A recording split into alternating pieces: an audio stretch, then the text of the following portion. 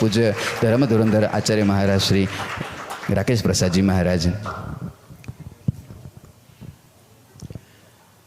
અનંત કોટી બ્રહ્માંડના આધાર પૂર્ણ પુરુષોત્તમ ભગવાન શ્રી સ્વામિનારાયણ આજે પિયોરિયા ગામને આંગણે નૂતન નવનિર્માણાધીન શ્રી સ્વામિનારાયણ મંદિર વડતાલ ધામ પિયોરિયાને ખાતે આજે લગભગ 1864મી ઘર સભાનું આયોજન અને એના વક્તા પદે વિરાજમાન થઈ આપ સર્વ ભક્તજનોને ભગવાન શ્રી સ્વામિનારાયણના મૂળભૂત સિદ્ધાંતો, એના ઉપદેશોને શાસ્ત્રોના માધ્યમથી આપ સર્વ ભક્તોને જેઓ શ્રવણ કરાવી રહ્યા છે એવા વડતાલ લક્ષ્મીનારાયણ દેવદેશ ગાદીના વરિષ્ઠ સંતો પૈકીના એક અમારા સ્નેહી સ્વામી શ્રી નિત્ય સ્વરૂપદાસજી સ્વામી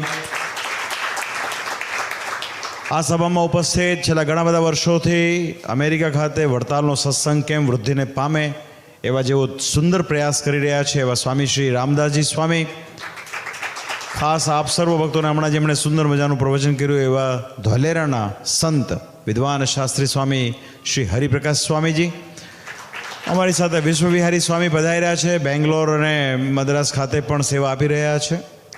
સાથોસાથ સ્વામીશ્રીના મંડળના શ્રી અમૃત સ્વામી હોય, જ્ઞાન સ્વામી હોય, પતિત પાવન સ્વામી હોય, ઘણા બધા સંતોની ઉપસ્થિતિ છે. ત્યારે ઉપસ્થિત તમામ આદરણીય સૌ સંતો, પિયોરિયા ગામના ભક્તજનો, ખાસ કરીને અલ્પેશભાઈ હોય, જગદીશભાઈ હોય, રમેશભાઈ છે, અશોકભાઈ, ઘણા બધા ભક્તજનો પિયોરિયાના આગેવાનો છે. બધા બ્લુમિંગ્ટનથી મિનેશભાઈ આવ્યા છે, ઇન્ડિયાના પોલીસથી તેજસભાઈ આવ્યા છે અને સ્થાનિક સામાજિક આગેવાન ભક્તો પણ અહીંયા આજે ઉપસ્થિત રહ્યા છો. ત્યારે સર્વપ્રથમ આપ સર્વ ભક્તોને અમારા ભાવથી જય સ્વામિનારાયણ. સંપ્રદાયનો એક અર્થ થાય છે ગુરુ પરંપરા. આપણા જે ઈષ્ટદેવ હોય એણે જે રીત પ્રવર્તાવી એને સંપ્રદાય પણ કહી શકાય. અને વડતાલ એક એવો શબ્દ, વડતાલ એક એવું ગામ કે ભગવાન સ્વામિનારાયણે સંપ્રદાયના વિશે કરવાના તમામ મુખ્ય કાર્યો વડતાલમાં રહીને કર્યા છે. એટલે મોટેરા સંતોથી લઈને સૌને એવું માનવું છે કે વડતાલ ધામ બોલો ને એટલે સંપ્રદાય ઓટોમેટિક એમાં આવી ગયો ગણાય. શ્રી સ્વામિનારાયણ સંપ્રદાયનો પર્યાયવાચી કહી શકાય. અને અમને ખુશી એ વાતની છે કે આજે અમેરિકાની ધરતી ઉપર વિવિધ શહેરોમાં અલગ અલગ જગ્યાએ વડતાલ ધામ મંદિરોના નિર્માણ થઈ રહ્યા છે. એના માટે સ્વામીજીને અમારા રામદાસજી સ્વામી હોય, શ્રી ભક્તિપ્રકાશ સ્વામી હોય કે દેવ સ્વામી હોય, આ બધા સંતોના એક સક્રિય પ્રયાસ અને વડતાલ ટેમ્પલ બોર્ડ એના ચેરમેન આપણા ડૉક્ટર સંત સ્વામી હોય, કોઠારી દેવ સ્વામી હોય કે શ્રી નવતમ સ્વામી હોય, આ બધાના સક્રિય પ્રયાસોથી છેલ્લા એક દાયકા ઉપરાંતથી અમેરિકાની ધરતી પર વડતાલના મંદિરો થઈ રહ્યા છે. એમાં પ્રસન્નતા એ વાતની છે કે શ્રીજી મહારાજનો જે મૂળ મત છે એ મૂળ મત આ મંદિરો દ્વારા વ્યક્ત થતો હોય છે. આપણો હિન્દુ સનાતન ધર્મની જે મૂળભૂત વિચારધારા છે એ જ વિચારધારાને ભગવાન શ્રી હરિએ પુષ્ટ કરેલી છે. આપણા સંપ્રદાયની અંદર વિષ્ણુ, શિવ, ગણપતિ, પાર્વતી અને સૂર્ય અને ખાસ કરીને હનુમાનજીના, શ્રીજી મહારાજના કુળદેવ હનુમાનજી મહારાજની વાત મુખ્યપણે રહેલી હોય છે. આપણા સિંહાસનમાં આપણે દ્રષ્ટિ કરીએ તો શ્રી હરિએ બે દેશ ગાદીનો જે વિભાગ કર્યો છે એમાં શ્રી નરનારાયણ દેવ અને શ્રી લક્ષ્મીનારાયણ દેવના પણ આપણને દર્શન થાય છે. તો આગામી સમયમાં જ્યારે મંદિર પરિપૂર્ણ થશે ત્યારે પિયોરિયા ગામના ભક્તજનો ખૂબ ભાગ્યશાળી તો છો જ, પણ વિશેષ ભાગ્યશાળી થશો એવી અમને પૂરેપૂરી શ્રદ્ધા છે. ખૂબ સારો સમાજ અહીંયા રહે છે, ગુજરાતી સમાજના ભક્તો અહીંયા અમને મળ્યા. આગામી સમયમાં સરસ મજાની આપણી જગ્યા છે, આપણો હોલ બહુ વિશાળ છે અને સ્વામીજીની દૂરંદેશિતા પણ ખૂબ છે. માટે આગામી સમયની અંદર સરસ મજાનું જ્યારે મંદિર પરિપૂર્ણ થશે, આમ તો છેલ્લા એક વર્ષ દરમિયાનથી અહીંયા લગભગ તમામ ઉત્સવ, સમૈયા, ગણેશ ચતુર્થી હોય, જન્માષ્ટમી હોય, શિવરાત્રિ હોય, એ ઉત્સવો ધામધૂમથી મનાવવામાં આવે છે. તુલસી વિવાહ કરવામાં આવે છે, દીપોત્સવીનો અન્નકોટ આદિ ઉત્સવ પણ અહીંયા થાય છે. એના માટે સ્થાનિક ભક્તોને અમારા ખૂબ ખૂબ હૃદયથી ધન્યવાદ છે.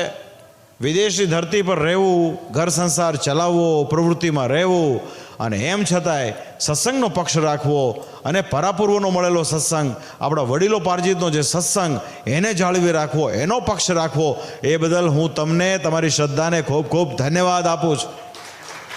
અને છેલ્લા ઘણા વર્ષોથી ભગવાનની કૃપાથી અનેક સંત મંડળો અમેરિકાની ધરતી પર આવતા હોય છે. સ્વામીજી પણ નિયમિતપણે આવે છે.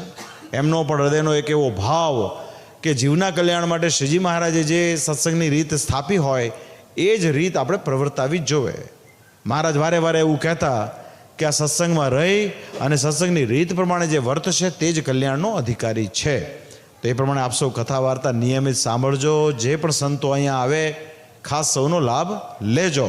પણ પક્ષ રાખવાની વાત આવે ને ત્યારે પક્ષ તો આપણે શ્રી હરિનો અને શ્રીજી મહારાજ સ્થાપિત બે દેશ ગાદીનો કાયમ પક્ષ રાખવો એવી મારી ભલામણ છે.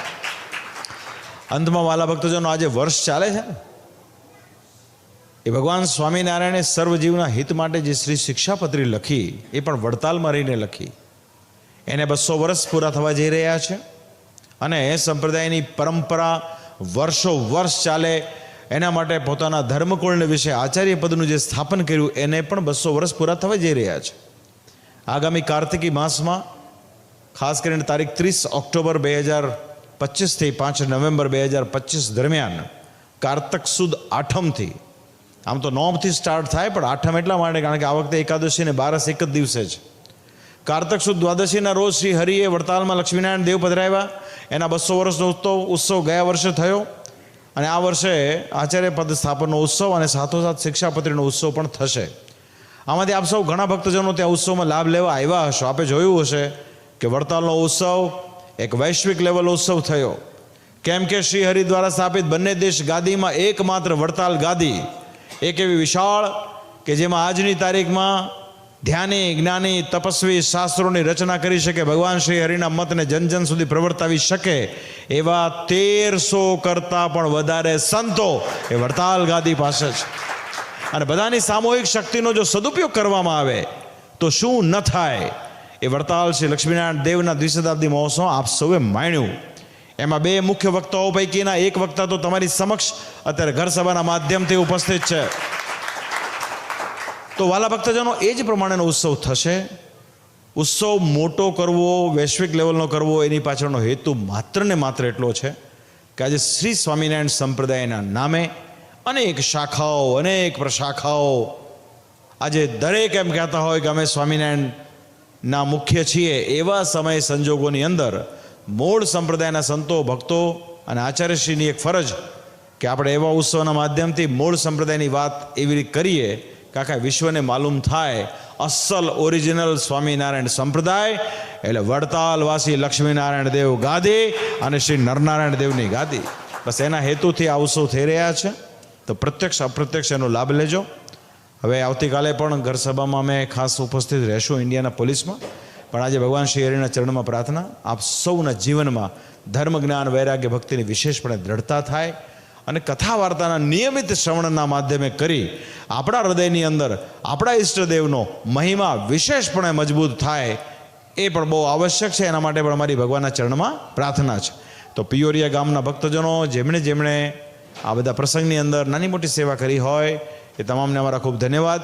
ભગવાનની સદૈવ કૃપા આપ સર્વ ભક્તો પર કાયમ રહો એવી ભગવાનના ચરણમાં પ્રાર્થના સાથે અમારા ભાવથી જય સ્વામિનારાયણ.